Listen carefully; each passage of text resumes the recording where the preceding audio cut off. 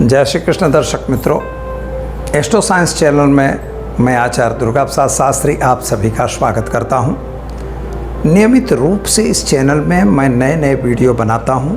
कुछ धर्म संबंधित होते हैं, कुछ ज्योतिष संबंधी होते हैं। आज मैं एक धर्म संबंधी वीडियो आपके समक्ष प्रस्तुत करने जा रहा हूं। वीडियो आप पूरा देखिएगा, इसको लाइक करिएगा, शेयर भी करिएगा।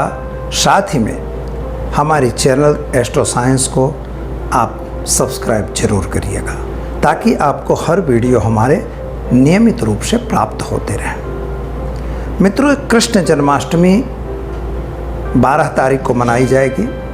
कुछ लोग उसे 13 को भी मिला रहे हैं, कुछ 11 को मना रहे हैं। यह सब जो आपसी तालमेल नहीं है, इसके पीछे का कारण क्या है, यह मैं आपको बताऊंगा। कृष्ण जन्म क्यों होता है? मथुरा में उनका जन्म कारागार में हुआ था। मित्रों, इसका बहुत बड़ा रीज़न है, पर पहले भगवान कृष्ण को हम याद कर लें, वंदन कर लें।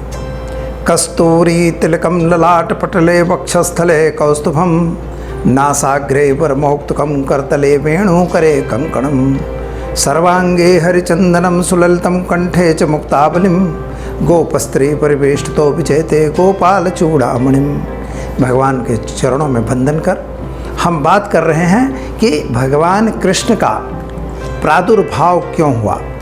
मित्रों, किसी भी देवी या देवता का जन्म नहीं होता है, वे निरंतर प्रादुर्भाव होते हैं जो अजन्मा कहे जाते हैं, क्योंकि हमारे जितने भी ब्रह्म देवता जी हैं वो सभी अजन्मा हैं। साथ ही में जिस तरह से कोई अगर बड़ा पदाधिकारी, बड़ा प्रधान या राष्ट्रपति आता है तो उसके पहले जिस तरह से उनके सरकारी अधिकारी, आईबी, सीआईडी सब पहुंचते हैं, इसी प्रकार से जब कोई देवता पृथ्वी पर अवतरित होते हैं तो उस समय पर निश्चित रूप से अलग अलग भिन्न भिन्न देवता भी पृथ्वी पर अवतरण लेते हैं और उनकी हेल्प में आते हैं।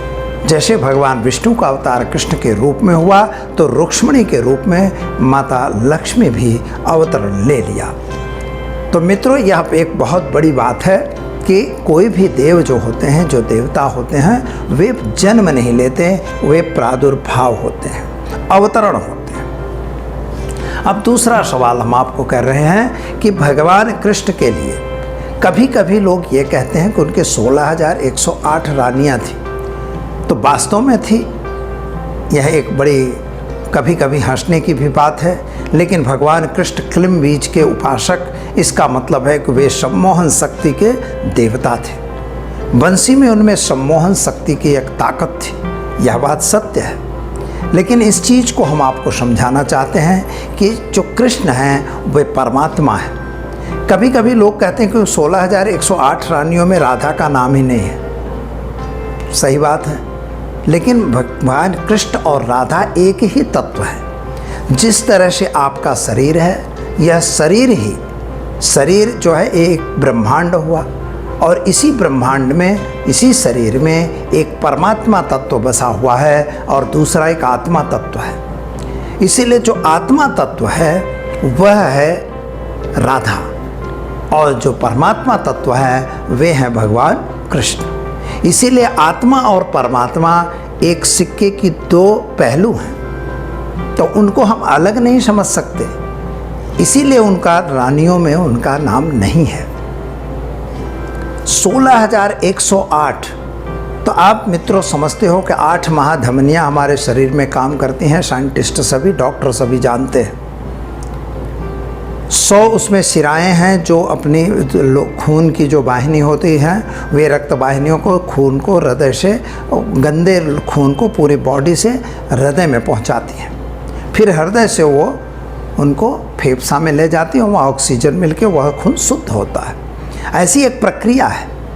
तो यही शरीर की प्रक्रिया में जो 108 हुई, तो 8 महाधमनी हैं, 100 सिराएँ हैं और इसके साथ 16,000 वेन्स हैं, जो छोटी छोटी वेन्स शरीर में खून का, रक्त का संचार करती हैं। यानी भगवान कृष्ण जो है वो परमात्मा है, तो इस परमात्मा के पीछे एक आत्मा है और आत्मा और परमात्मा को सजीव रखने का यही जो 16,108 रानियाँ हैं यही हेल्प करती हैं। ऐसा हमारे यहाँ का मतलब जो आध्यात्म जगत है वह आध्यात्म जगत इस तरह से कहता है।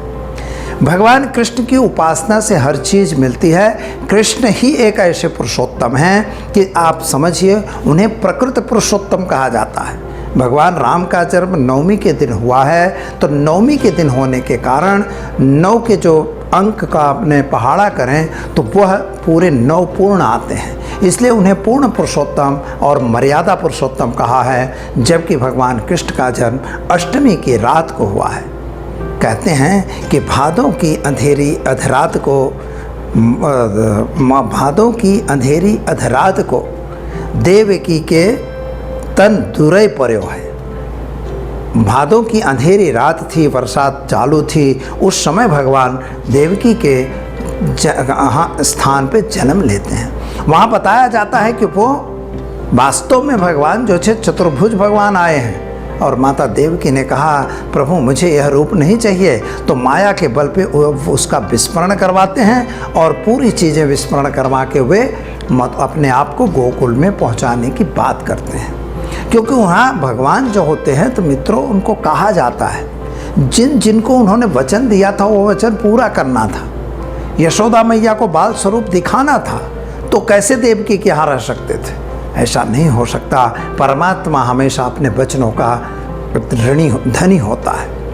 दूसरी बात, गीता नाम का उपदेश देकर जिन्होंने हमारे सनातन धर्म की परंपरा को खूब आगे बढ़ा दिया है, और वास्तव में कोई ऐसी चीज़ अछूती नहीं है जो गीता के ज्ञान में न हो। इसी तरह से भगवान कर्म के अधिकारी हैं। वे कहते हैं कर्म के अनुसार से आपको फल मिलेगा, और यही बात भगवान कृष्ण की विशेषता है कि वे अपने आप को भगवान कहते थे, क्योंकि मामेकम शरण ब्रज, केवल आप हमारी शरण में रहिए और कहीं जाने की ज़रूरत नहीं है, ऐसा कहने वाले भगवान कृष्ण थे।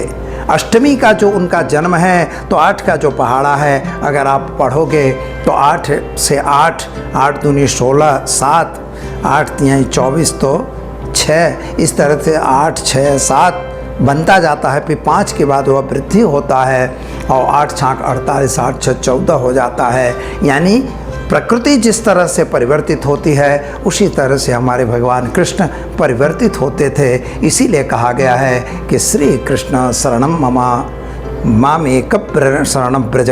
भगवान खुद कहते हैं और कवि भी कहते हैं, चाहे वो नरसिंह मेहता हो, रसखान हो, चाहे मीराबाई हो, लेकिन भगवान कृष्ण की भक्ति में रत थे। और मित्रों, साख्य भाव की एक भक्ति होती है, नवधा भक्ति उन्होंने कितने ही अपने भक्तों को दिया है, और संसार में उन्होंने जो एक धर्म की प्रतिष्ठा किया है, क्योंकि कहा गया है कि धर्म संस्थापनार्थाय संभवामि युगे युगे यदा यदा ही धर्मस्य ग्लानिर्भवत भारत।